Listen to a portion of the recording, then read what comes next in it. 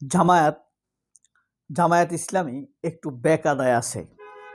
তাদের বিভিন্ন প্রার্থিতা বাতিল করে দিয়েছে নির্বাচন কমিশনার অফিসগুলো থেকে। বিশেষ করে কুড়িগ্রামে ডিসি অন্নপূর্ণা, কক্সবাজারের ডিসি, নীলফামারী, এসব জায়গায় কয়েকজন ডিসি তাদের মনোনয়নপত্র ব্যান করেছে। যত জায়গায় মনোনয়নপত্র ব্যান করা হয়েছে প্রত্যেকটি জায়গায় নির্বাচন কমিশন অফিসার বা ডিসি এরা সবাই সাবেক ফ্যাসিবাদীর খুনি ছাত্রলীগের নেতানেত্রী। বর্তমানে যারা ডিসি রয়েছে বা এডিসি রয়েছে তাদের 90% হইল আওয়ামী লীগের আমলে নিয়োগপ্রাপ্ত। অল্প কিছু আছে বিএনপির শেষ আমলে এসে হয়েছে, অর্থাৎ 6-এর দিকে, 5-6, যদিও তাদের কাছ থেকে অনেককেই বাদ করে দেওয়া হয়েছে।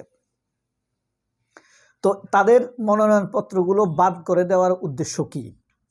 তাদেরকে একটু পিছিয়ে দেওয়া, মনোবলটা একটু নষ্ট করে দেওয়া, তাদের প্রতি ভোটারদের যে আত্মবিশ্বাস বা নির্ভরতা সেটাকে একটু দুলিয়ে দেওয়া, ভরসাটা কমিয়ে দেওয়া, যেন তাদের উপরে মানুষ আর ভরসা না করে। আপনি যত ভালো হন না কেন, আপনি নিজের একটা পা ভাঙা, আমি বসা থেকে উঠে দাঁড়াবার জন্য আমি কি আপনার উপরে ভরসা করতে পারবো? পারবো না। এখন জামায়াত যতই সুশৃঙ্খল সৎ দল হোক না কেন, জামায়াত যদি ফ্যাসিবাদের হুমকির মুখে নিজেকেই শক্তভাবে ধরে রাখতে না পারে, তাহলে জনগণ কিভাবে ভাববে যে সে আমাকে রক্ষা করবে? ব্যাপারটা হলো এখানে। তো শেষ পর্যন্ত এসে জামায়াত আনুষ্ঠানিকভাবে প্রতিবাদ জানিয়েছে। আশা করি, আমার মনে হয় তারা সফল হবে শেষ পর্যন্ত। নির্বাচনী প্রক্রিয়ায় জামায়াতের জন্য বিরাট একটা সম্ভাবনা তৈরি হয়ে আছে অলরেডি মানুষের মনে মগজে। এবার জামায়াত আর জামায়াত, যারা বিএনপির মিছিলে যায় সেখানে থেকেও মানুষ জামায়াতের কথা বলে। এটা একটা বড় ফ্যাক্টর, অর্জন। এখন কথা হলো অর্জন জামায়াত কতটা ধরে রাখতে পারে, মানুষের ভরসা কতটা ধরে রাখতে পারে, নির্ভরতার প্রতীক হতে পারে, সেটা একটা তাদের বিষয়। তবে হ্যাঁ, জনগণকে সাথে নিয়ে তারা কিছু অসাধারণ সিদ্ধান্ত নিয়েছে জামায়াত। যেমন আপনার এগুলা ভুলে গেলে চলবে না, প্রবাসীদের ভোটার করার ক্ষেত্রে জামায়াতের ভূমিকাটা অনন্য, অসাধারণ। এক্ষেত্রে আমি এনসিপির চাইতে সবচাইতে বেশি কৃতিত্ব দিই জামায়াতকে। প্রবাসীদেরকে এই সম্মানটি জামায়াত দিয়েছে। জামায়াত আরও কিছু ভালো উদ্যোগ নিয়েছিল, যেমন ছুপ্পুকে অপসারণ,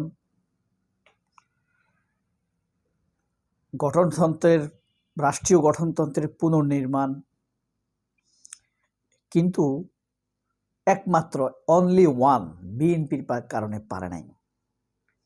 তবে জামায়াতের এই চাওয়াটা সঠিক, কিন্তু চাওয়াটা বাস্তবায়নের মধ্যে একটি ভুল রয়েছে।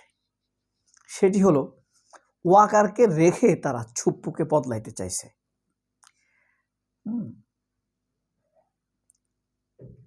যদি দুইটাই একসাথে বদলাতে চাইতো তাহলে এনসিপির ধাক্কার সাথে দুইটাই চলে যেত। শেষ পর্যন্ত তারা এটা পারে নাই। খুব ক্রিটিক্যাল, একদম শক্ত অবস্থানে সিদ্ধান্ত নেওয়ার ক্ষেত্রে জামায়াত বেশিরভাগই খেই হারিয়ে ফেলে।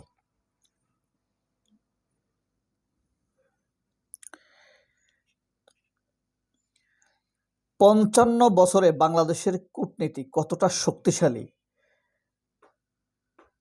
এটা বিশ্বকে ডক্টর ইউনূস দেখিয়ে দিয়েছেন। কিভাবে জানেন? মোস্তাফিজকে নিয়ে, খেলোয়াড় মোস্তাফিজ আছে না, মোস্তাফিজকে ভারত নিরাপত্তার অজুহাতে, হিন্দুত্ববাদের হুমকির অজুহাতে তাকে আইপিএল থেকে বাদ দিয়েছে। বাংলাদেশ আইপিএলের সম্প্রচার বন্ধ করেছে। আমার কথা হলো আইপিএল সম্প্রচার বন্ধ করার দরকার নাই। ভারতীয় চ্যানেলগুলো স্থায়ীভাবে বন্ধ করে দেব। এই চ্যানেলগুলো আপনি সার্ভে করেন, কোনো ইফেক্ট নেই আমাদের দেশে। তাদের ওখানে আমাদের চ্যানেলগুলো কিন্তু বন্ধ। যদি ওদের ডিশ ব্যবসায়ীরা সরকারকে খুব চাপ দেয়, বাংলাদেশ ওখানে আবার জনপ্রিয় বাংলাদেশি চ্যানেল কিন্তু বন্ধ। জনপ্রিয় যে এটা কিভাবে বোঝা যায়, ওখানে বাংলাদেশের কন্টেন্টের হিউজ পপুলারিটি, অনেক মানুষ দেখে। তো এই যে ওখানে আমাদের চ্যানেল যেহেতু বন্ধ, জনপ্রিয় হওয়া সত্ত্বেও, সুতরাং এখান থেকেও ওদের চ্যানেল স্থায়ীভাবে বন্ধ করে দিলে হয়। এদের না আছে নিউজ ভ্যালু, কোনো কিছু এমন আমাকে আকৃষ্ট করে না তাদের। অনেক কিছুতে বরং আমরা তাদের চাইতে আগায় আছি। যেমন তারা রবীন্দ্রনাথের জন্মদিন পালন করে একদিন, বাংলাদেশের রবীন্দ্রবাদীরা, বাংলাদেশে যেগুলা ভারতপন্থী, এগুলা করে 7 দিন। বুঝতে পারছেন? এরা 7 দিন পালন করে। সুতরাং ওদের এগুলা তো দেখার দরকার নেই। আমাদের এখানে তো দালাল ভরপুর, রবীন্দ্র দালাল, ভারতীয় দালাল ভরপুর। এরা 7 দিন যাবৎ কি রবীন্দ্র সপ্তাহ পালন করে। তো মোস্তাফিজকে এখন বাংলাদেশ তাদের ডিপ্লোমেসি ইয়েটাই বন্ধ করে দিয়েছে।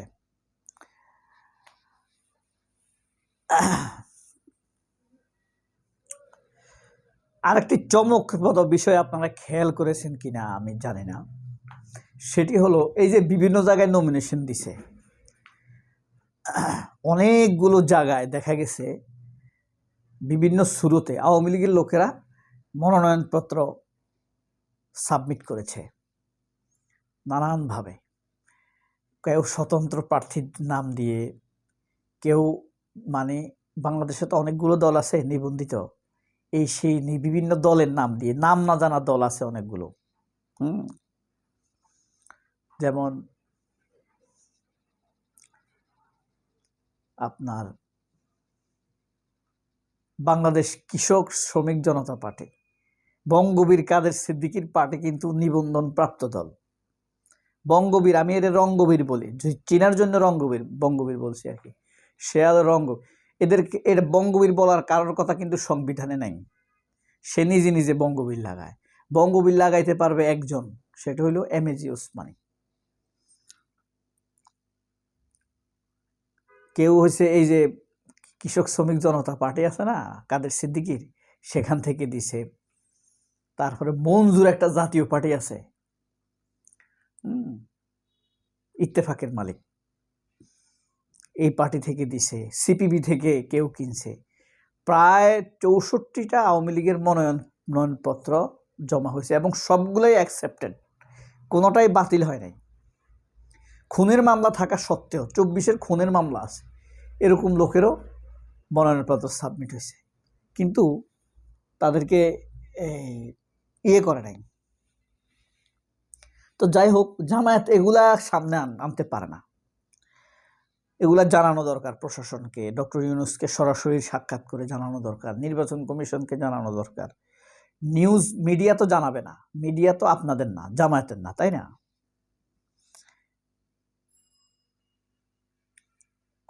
প্রতিবাদ জানানো হয়েছে, দেখা যাক কতটা তারা আগাইতে পারে। হয়ে যাবে।